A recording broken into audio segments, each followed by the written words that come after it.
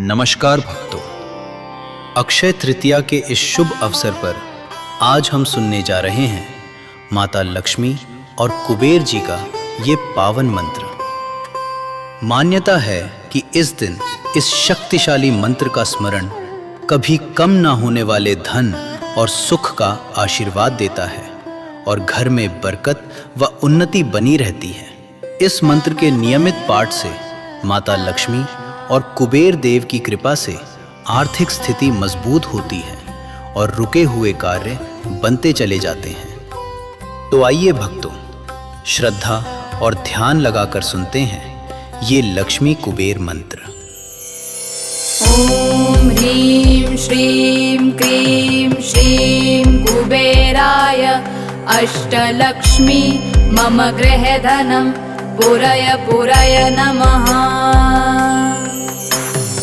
ओम ह्रीं श्रीं क्रीं श्रीं कुबेराय अष्टलक्ष्मी मम गृहधनं पुरय पुरय नमः।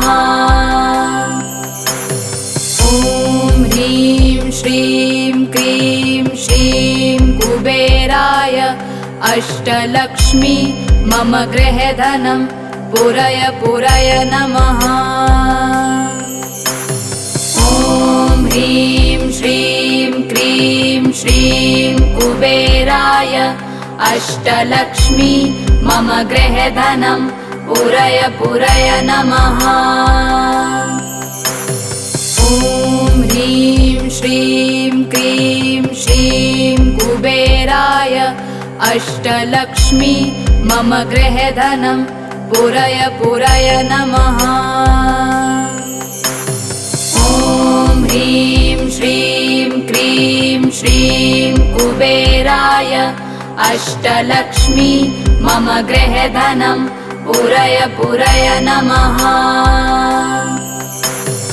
ओम ह्रीं श्रीं क्रीं श्रीं कुबेराय अष्टलक्ष्मी मम गृहधनं पुरय पुरय नमः। ओम ह्रीं श्रीं क्रीं श्रीं कुबेराय अष्टलक्ष्मी मम गृहधनं पुरय पुरय नमः। ओम ह्रीं श्रीं क्रीं श्रीं कुबेराय अष्टलक्ष्मी मम गृहधनं पुरय पुरय नमः। ओम ह्रीं श्रीं क्रीं श्रीं कुबेराय अष्टलक्ष्मी मम गृहधनं पुरय पुरय नमः। ओम ह्रीं श्रीं क्रीं श्रीं कुबेराय अष्टलक्ष्मी मम गृहधनं पुरय पुरय नमः। ओम ह्रीं श्रीं क्रीं श्रीं कुबेराय अष्टलक्ष्मी मम गृहधनं पुरय पुरय नमः। ओम ह्रीं श्रीं क्रीं श्रीं कुबेराय अष्टलक्ष्मी मम गृहधनं पुरय पुरय नमः। ओम ह्रीं श्रीं क्रीं श्रीं कुबेराय अष्टलक्ष्मी मम गृहधनं पुरय पुरय नमः। ओम ह्रीं श्रीं क्रीं श्रीं कुबेराय अष्टलक्ष्मी मम गृहधनं पुरय पुरय नमः। ओम ह्रीं श्रीं क्रीं श्रीं कुबेराय अष्टलक्ष्मी मम गृहधनं पुरय पुरय नमः। ओम ह्रीं श्रीं क्रीं श्रीं कुबेराय अष्टलक्ष्मी मम गृहधनं पुरय पुरय नमः। ओम ह्रीं श्रीं क्रीं श्रीं कुबेराय अष्टलक्ष्मी मम गृहधनं पूरय पूरय नमः। ॐ ह्रीं श्रीं क्रीं श्रीं कुबेराय अष्टलक्ष्मी मम गृहधनं पूरय पूरय नमः। ॐ ह्रीं श्रीं क्रीं श्रीं कुबेराय अष्टलक्ष्मी मम गृहधनं पूरय पूरय नमः। ॐ ह्रीं श्रीं क्रीं श्रीं कुबेराय अष्टलक्ष्मी मम गृहधनं पूरय पूरय नमः। ॐ ह्रीं श्रीं क्रीं श्रीं कुबेराय अष्टलक्ष्मी मम गृहधनं पूरय पूरय नमः। ॐ ह्रीं श्रीं क्रीं श्रीं कुबेराय अष्टलक्ष्मी मम गृहधनं पूरय पूरय नमः। ॐ ह्रीं श्रीं क्रीं श्रीं कुबेराय अष्टलक्ष्मी मम गृहधनं पूरय पूरय नमः। ॐ ह्रीं श्रीं क्रीं श्रीं कुबेराय अष्टलक्ष्मी मम गृहधनं पूरय पूरय नमः। ॐ ह्रीं श्रीं क्रीं श्रीं कुबेराय अष्टलक्ष्मी मम गृहधनं पूरय पूरय नमः। ॐ ह्रीं श्रीं क्रीं श्रीं कुबेराय अष्टलक्ष्मी मम गृहधनं पूरय पूरय नमः। ॐ ह्रीं श्रीं क्रीं श्रीं कुबेराय अष्टलक्ष्मी मम गृहधनं पूरय पूरय नमः। ॐ ह्रीं श्रीं क्रीं श्रीं कुबेराय अष्टलक्ष्मी मम गृहधनं पूरय पूरय नमः। ॐ ह्रीं श्रीं क्रीं श्रीं कुबेराय अष्टलक्ष्मी मम गृहधनं पूरय पूरय नमः। ॐ ह्रीं श्रीं क्रीं श्रीं कुबेराय अष्टलक्ष्मी मम गृहधनं पूरय पूरय नमः। ॐ ह्रीं श्रीं क्रीं श्रीं कुबेराय अष्टलक्ष्मी मम गृहधनं पूरय पूरय नमः। ॐ ह्रीं श्रीं क्रीं श्रीं कुबेराय अष्टलक्ष्मी मम गृहधनं पूरय पूरय नमः। ॐ ह्रीं श्रीं क्रीं श्रीं कुबेराय अष्टलक्ष्मी मम गृहधनं पूरय पूरय नमः। ॐ ह्रीं श्रीं क्रीं श्रीं कुबेराय अष्टलक्ष्मी मम गृहधनं पूरय पूरय नमः। ॐ ह्रीं श्रीं क्रीं श्रीं कुबेराय अष्टलक्ष्मी मम गृहधनं पूरय पूरय नमः। ॐ ह्रीं श्रीं क्रीं श्रीं कुबेराय अष्टलक्ष्मी मम गृहधनं पूरय पूरय नमः।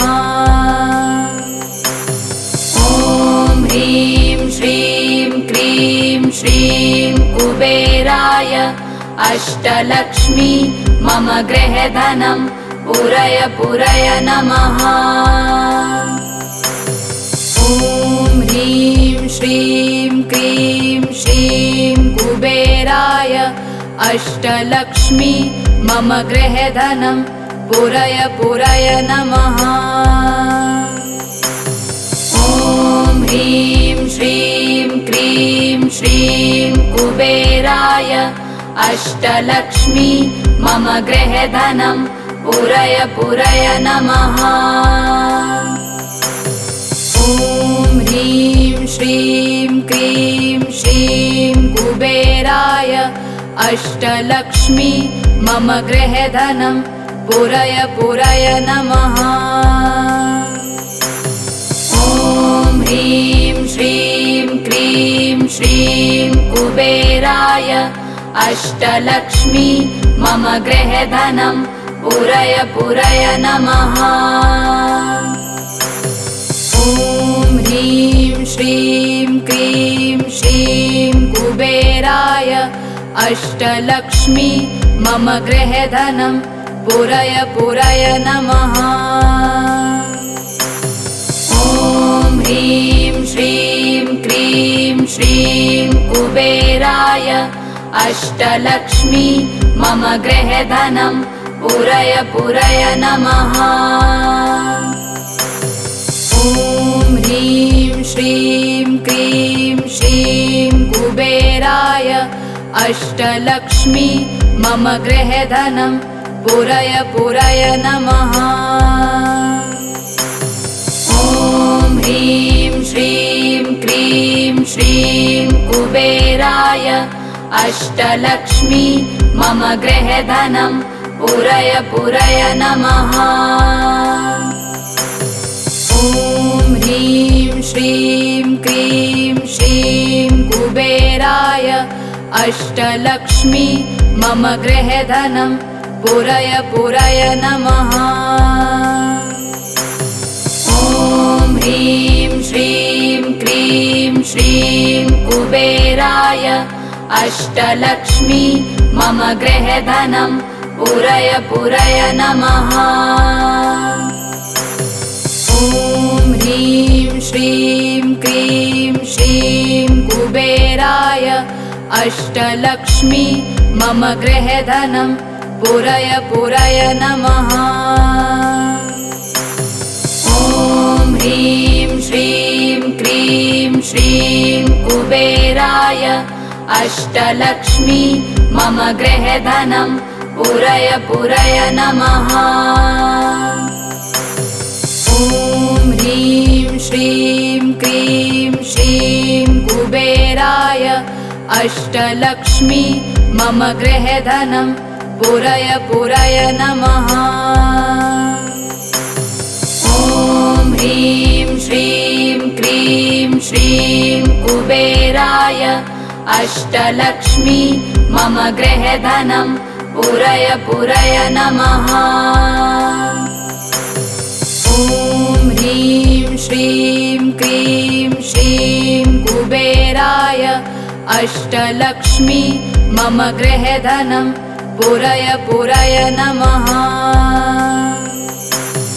ॐ ह्रीं श्रीं क्रीं श्रीं कुबेराय अष्टलक्ष्मी मम गृहधनं पूरय पूरय नमः। ॐ ह्रीं श्रीं क्रीं श्रीं कुबेराय अष्टलक्ष्मी मम गृहधनं पूरय पूरय नमः। ॐ ह्रीं श्रीं क्रीं श्रीं कुबेराय अष्टलक्ष्मी मम गृहधनं पूरय पूरय नमः। ॐ ह्रीं श्रीं क्रीं श्रीं कुबेराय अष्टलक्ष्मी मम गृहधनं पूरय पूरय नमः। ॐ ह्रीं श्रीं क्रीं श्रीं कुबेराय अष्टलक्ष्मी मम गृहधनं पूरय पूरय नमः। ॐ ह्रीं श्रीं क्रीं श्रीं कुबेराय अष्टलक्ष्मी मम गृहधनं पूरय पूरय नमः। ॐ ह्रीं श्रीं क्रीं श्रीं कुबेराय अष्टलक्ष्मी मम गृहधनं पूरय पूरय नमः। ॐ ह्रीं श्रीं क्रीं श्रीं कुबेराय अष्टलक्ष्मी मम गृहधनं पूरय पूरय नमः। ॐ ह्रीं श्रीं क्रीं श्रीं कुबेराय अष्टलक्ष्मी मम गृहधनं पूरय पूरय नमः। ॐ ह्रीं श्रीं क्रीं श्रीं कुबेराय अष्टलक्ष्मी मम गृहधनं पूरय पूरय नमः। ॐ ह्रीं श्रीं क्रीं श्रीं कुबेराय अष्टलक्ष्मी मम गृहधनं पूरय पूरय नमः। ॐ ह्रीं श्रीं क्रीं श्रीं कुबेराय अष्टलक्ष्मी मम गृहधनं पूरय पूरय नमः। ॐ ह्रीं श्रीं क्रीं श्रीं कुबेराय अष्टलक्ष्मी मम गृहधनं पूरय पूरय नमः। ॐ ह्रीं श्रीं क्रीं श्रीं कुबेराय अष्टलक्ष्मी मम गृहधनं पूरय पूरय नमः। ॐ ह्रीं श्रीं क्रीं श्रीं कुबेराय अष्टलक्ष्मी मम गृहधनं पूरय पूरय नमः। ॐ ह्रीं श्रीं क्रीं श्रीं कुबेराय अष्टलक्ष्मी मम गृहधनं पूरय पूरय नमः। ॐ ह्रीं श्रीं क्रीं श्रीं कुबेराय अष्टलक्ष्मी मम गृहधनं पूरय पूरय नमः। ॐ ह्रीं श्रीं क्रीं श्रीं कुबेराय अष्टलक्ष्मी मम गृहधनं पूरय पूरय नमः। ॐ ह्रीं श्रीं क्रीं श्रीं कुबेराय अष्टलक्ष्मी मम गृहधनं पूरय पूरय नमः। ॐ ह्रीं श्रीं क्रीं श्रीं कुबेराय अष्टलक्ष्मी मम गृहधनं पूरय पूरय नमः। ॐ ह्रीं श्रीं क्रीं श्रीं कुबेराय अष्टलक्ष्मी मम गृहधनं पूरय पूरय नमः। ॐ ह्रीं श्रीं क्रीं श्रीं कुबेराय अष्टलक्ष्मी मम गृहधनं पूरय पूरय नमः। ॐ ह्रीं श्रीं क्रीं श्रीं कुबेराय अष्टलक्ष्मी मम गृहधनं पूरय पूरय नमः। ॐ ह्रीं श्रीं क्रीं श्रीं कुबेराय अष्टलक्ष्मी मम गृहधनं पूरय पूरय नमः। ॐ ह्रीं श्रीं क्रीं श्रीं कुबेराय अष्टलक्ष्मी मम गृहधनं पूरय पूरय नमः। ॐ ह्रीं श्रीं क्रीं श्रीं कुबेराय अष्टलक्ष्मी मम गृहधनं पुरय पुरय नमः। ॐ ह्रीं श्रीं क्रीं श्रीं कुबेराय अष्टलक्ष्मी मम गृहधनं पुरय पुरय नमः।